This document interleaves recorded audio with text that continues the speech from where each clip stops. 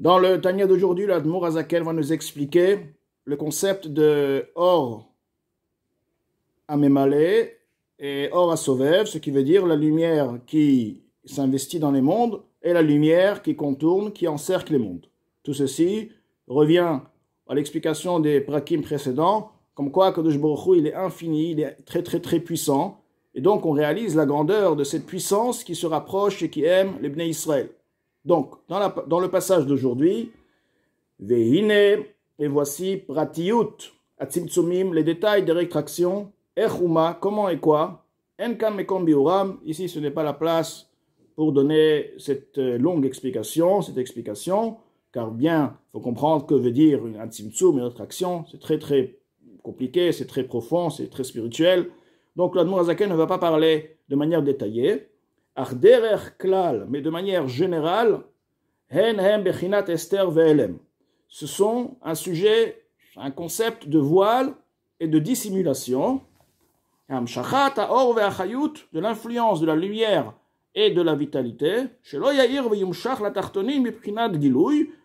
afin qu'il ne soit pas, qu'il n'éclaire pas et qu'il ne s'influence pas dans les inférieurs de manière révélée, les klabesh ou la shpia baen, de s'habiller et d'influencer au sein de cette création, ou la achayotam et de les faire vivre, liot yesh me'ain, pour qu'ils deviennent, qu'ils existent à partir du néant. C'est-à-dire que Akadosh Baruch Hu crée les mondes, mais il les crée d'une manière où les mondes ne puissent pas réaliser la source même de leur existence. Alors ils peuvent réaliser effectivement la lumière qui s'investit en eux.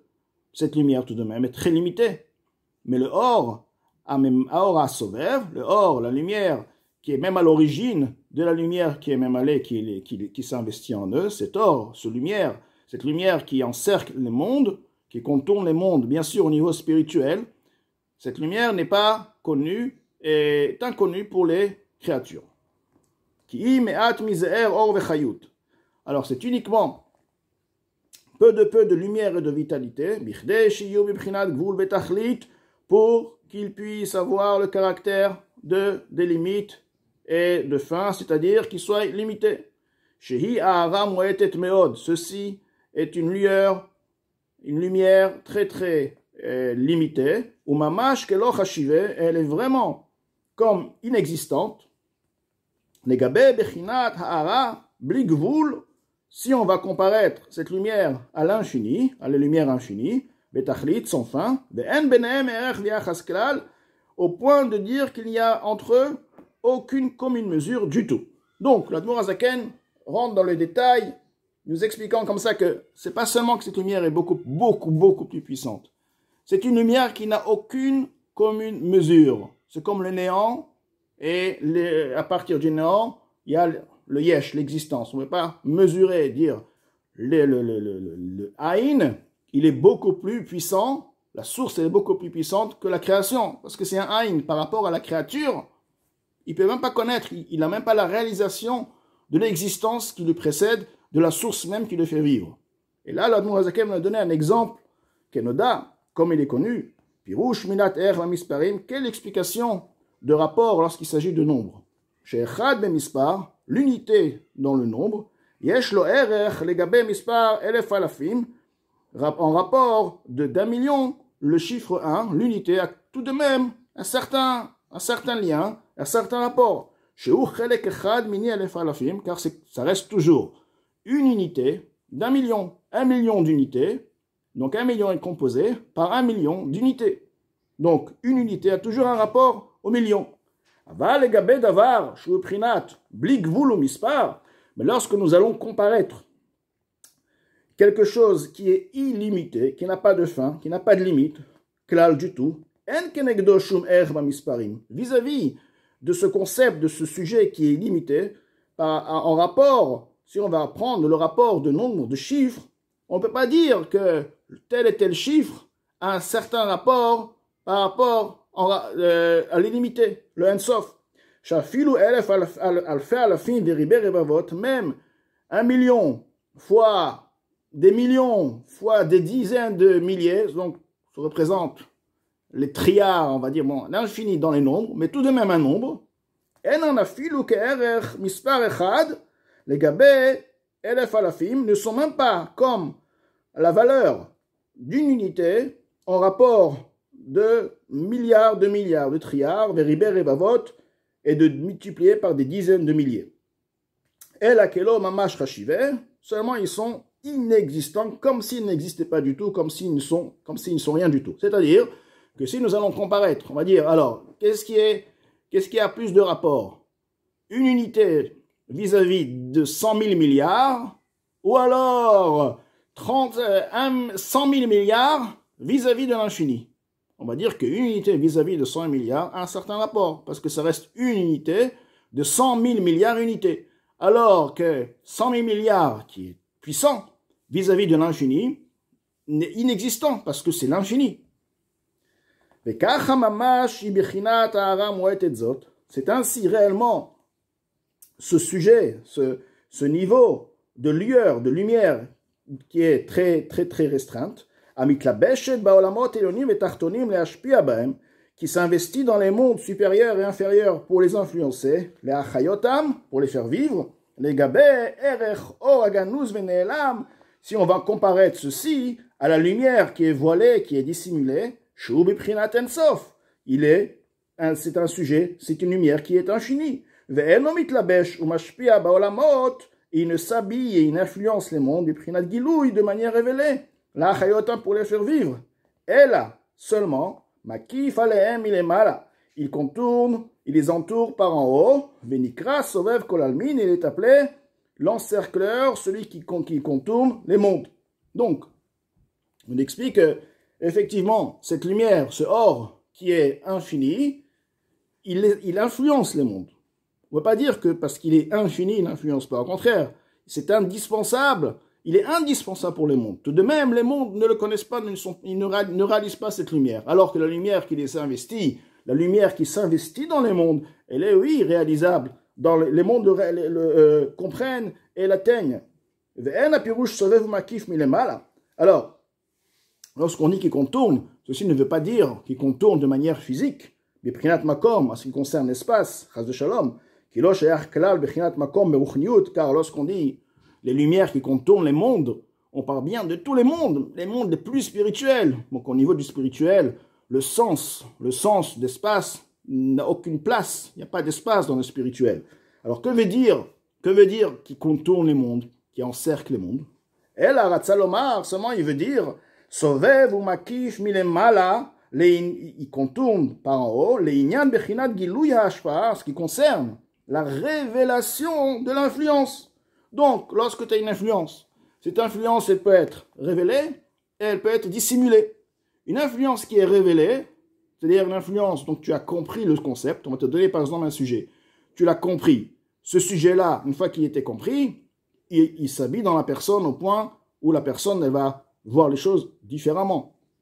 Parce qu'il a compris quelque chose qu'il n'avait pas compris auparavant. Mais alors, lorsqu'on va donner un cours à quelqu'un, et la personne n'a pas vraiment compris le cours, mais tout de même il a un certain sentiment, si c'est une kdusha, si c'est quelque chose, il a ressenti quelque chose de particulier qui atteint sa neshama, qui atteint quelque chose de plus profond en lui, mais tout de même il n'arrive pas à saisir le sujet. Alors c'est vrai que ce sujet-là l'influence, d'ailleurs c'est le concept de la Emouna. La Emouna c'est quoi? La Emouna c'est, tout le monde a la Emouna, le juif, du plus grand au plus petit, nous avons une Emouna. C'est marqué que par le sroud de la Emouna, on est sorti d'Égypte. Quelle Emouna ils avaient? Hachem. Ils ne savaient pas c'est quoi Hachem.